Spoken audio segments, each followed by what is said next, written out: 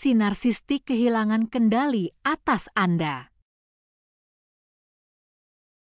Ketika si narsistik kehilangan kendali atas Anda, mereka seringkali menggunakan berbagai taktik manipulatif yang direncanakan untuk mendapatkan kembali kekuasaan dan melindungi ego mereka yang rapuh.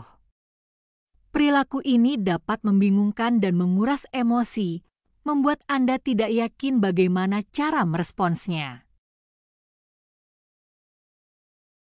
Memahami taktik ini sangat penting bagi siapapun yang telah terjerat dalam hubungan dengan seorang narsistik.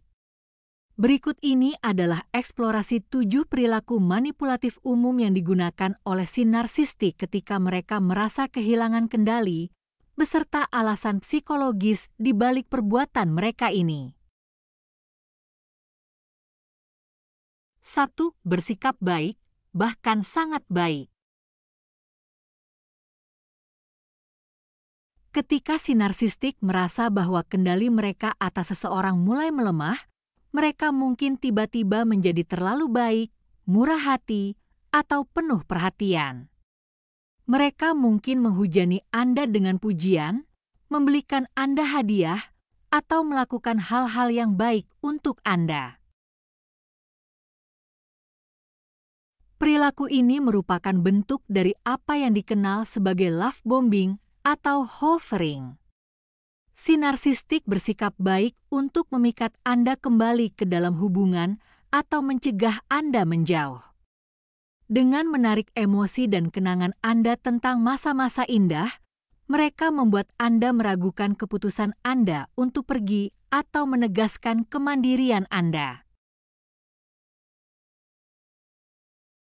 Tujuannya adalah untuk membangun kembali hubungan emosional yang pernah membuat Anda berada di bawah kendali mereka. Mereka ingin Anda mengingat aspek-aspek positif dari hubungan tersebut, tidak peduli seberapa sedikit dan jarangnya, sehingga Anda mempertanyakan keputusan Anda untuk menjauhkan diri dari mereka.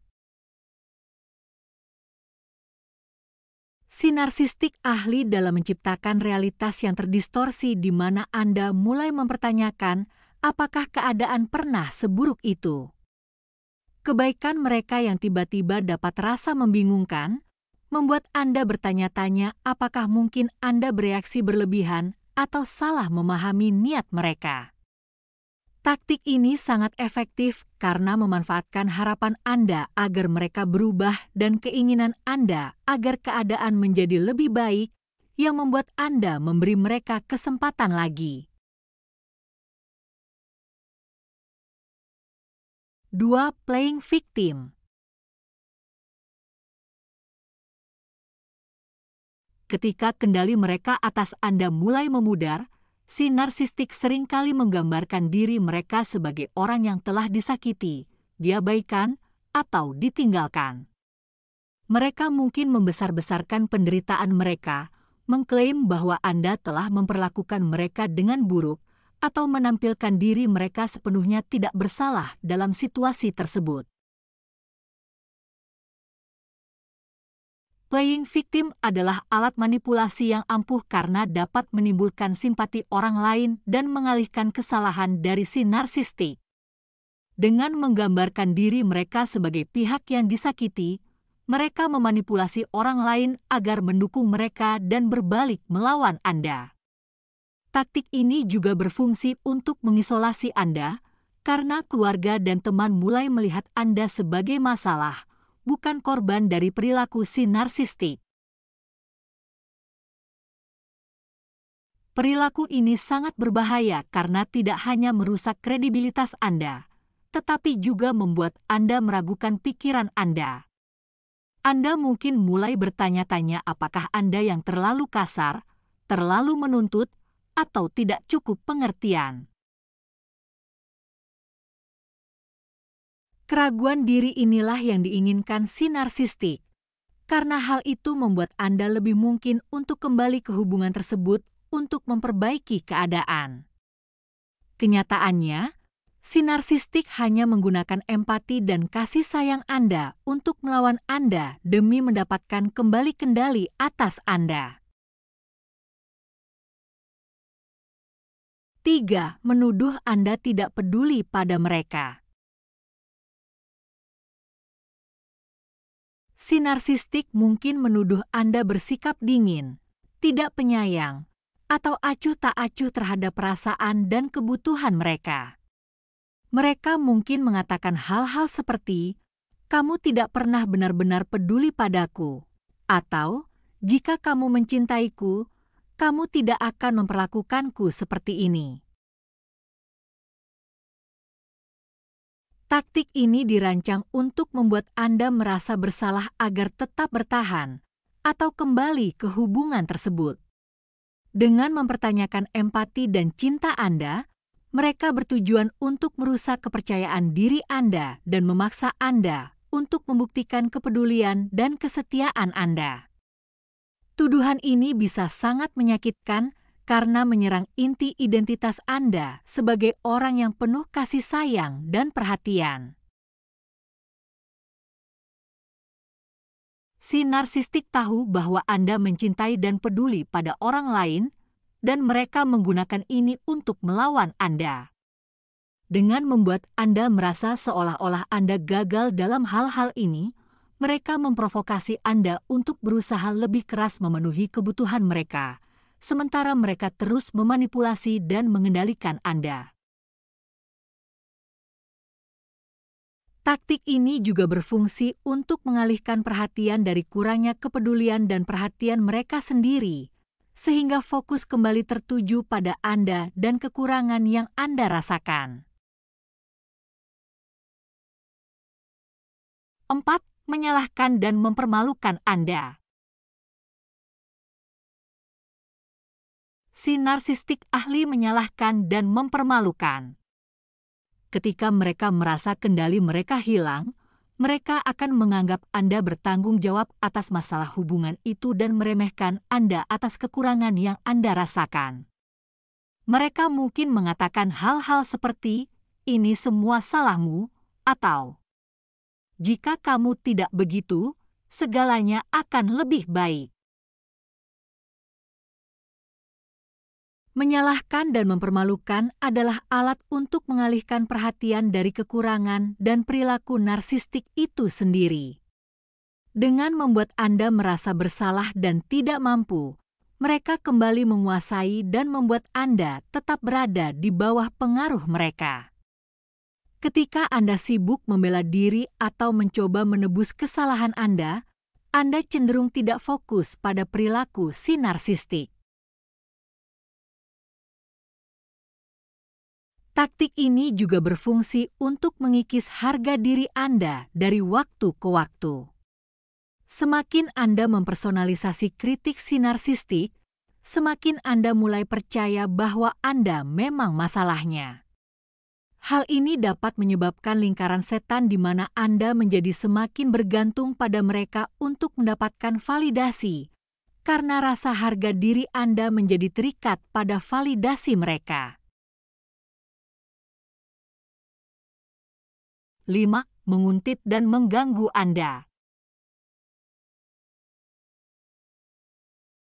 Ketika si narsistik kehilangan kendali, mereka mungkin menggunakan taktik yang lebih agresif, seperti menguntit atau mengganggu. Ini dapat mencakup mengikuti Anda, memantau aktivitas media sosial Anda, mengirim berbagai pesan yang tidak diinginkan, atau bahkan tiba-tiba muncul di rumah atau tempat kerja Anda tanpa diundang. Menguntit dan mengganggu adalah bentuk intimidasi dan kontrol. Dengan mengawasi Anda dan memasukkan diri mereka ke dalam hidup Anda, si narsistik menegaskan dominasi mereka dan mencoba mencegah Anda untuk melanjutkan hidup dengan damai. Perilaku ini direncanakan untuk menanamkan rasa takut dan ketidakpastian, membuat Anda merasa seolah-olah Anda tidak akan pernah bisa benar-benar lepas dari pengaruh mereka. Taktik ini bisa sangat menakutkan karena menyerang rasa privasi dan keamanan Anda. Si narsistik ingin Anda tahu bahwa mereka selalu mengawasi, selalu hadir, dan selalu siap untuk menegaskan kembali kendali mereka atas Anda. Ini adalah cara untuk mengatakan, kamu mungkin berpikir kamu bebas, tetapi aku masih memegang kendali. Bagi banyak korban, perilaku ini dapat menyebabkan rasa tidak mampu dan tidak berdaya, karena tampaknya apapun yang mereka lakukan, si narsistik tidak akan melepaskan mereka. 6. Menyebarkan gosip jahat tentang Anda. Ketika si narsistik merasa kehilangan kendali, mereka sering mulai menyebarkan rumor, kebohongan, atau setengah kebenaran tentang Anda kepada teman, keluarga, atau bahkan ke publik. Ini dikenal sebagai smear campaign. Ini adalah taktik untuk mendiskreditkan Anda dan mempertahankan citra diri si narsistik. Dengan menggambarkan Anda dalam persepsi negatif, mereka mencoba mengisolasi Anda dari sistem pendukung Anda dan menggalang orang lain ke pihak mereka. Ini memperkuat narasi dan kendali mereka, karena membuat Anda tidak memiliki sekutu yang membela Anda dan semakin memperkuat versi realitas dari si narsistik. Smear campaign sangat merusak karena menyerang reputasi Anda dan dapat memiliki efek jangka panjang pada hubungan dan kedudukan sosial Anda. Si narsistik tahu bahwa begitu kredibilitas Anda dirusak, akan jauh lebih sulit bagi Anda untuk membela diri atau mencari dukungan. Mereka bahkan mungkin playing victim selama smear campaign ini, menjadikan diri mereka sebagai orang yang disakiti, sementara Anda digambarkan sebagai penjahat. Taktik ini dibuat untuk membuat Anda merasa terisolasi, tidak berdaya, dan putus asa untuk mendapatkan validasi si narsistik, karena mereka tampaknya menjadi satu-satunya yang memahami atau mendukung Anda. 7. Segera beralih ke suplai baru. Mungkin salah satu taktik yang paling menyakitkan adalah ketika si narsistik cepat beralih ke hubungan baru. Seringkali mereka sengaja memamerkannya di depan umum atau membandingkan Anda dengan pasangan barunya. Move on dengan cepat memiliki banyak tujuan bagi si narsistik.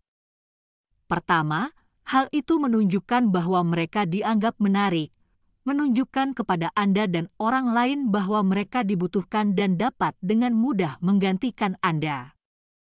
Kedua, hal itu merupakan upaya untuk memancing kecemburuan dan membuat Anda merasa tidak berharga atau tidak mampu dibandingkan dengan pasangan barunya.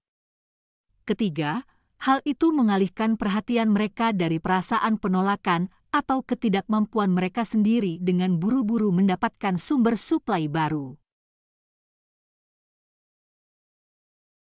Perilaku ini bisa sangat menyakitkan karena membuat Anda merasa seolah-olah Anda sama sekali tidak berarti bagi si narsistik. Seolah-olah mereka telah menghapus hubungan Anda dan beralih tanpa berpikir dua kali. Namun, penting untuk diingat bahwa ini bukanlah cerminan dari nilai Anda, melainkan bukti ketidakmampuan si narsistik untuk membentuk hubungan yang tulus. Hubungan baru mereka kemungkinan besar tidak akan berbeda dengan hubungan yang mereka jalin dengan Anda, dan hanya masalah waktu sebelum siklus itu terulang kembali. Kesimpulan. Perilaku si narsistik selalu didorong oleh kebutuhan akan kontrol, validasi, dan kekaguman. Ketika mereka merasa bahwa kebutuhan ini terancam atau tidak terpenuhi, mereka menggunakan taktik manipulatif untuk mendapatkan kembali dominasi dan menghindari menghadapi rasa tidak aman mereka sendiri.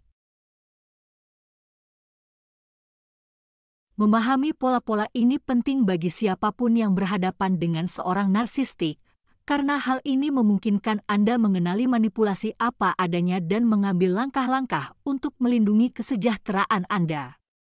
Berurusan dengan si narsistik bisa melelahkan dan menguras emosi, tetapi penting untuk diingat bahwa perilaku mereka merupakan cerminan dari masalah mereka sendiri, bukan masalah Anda.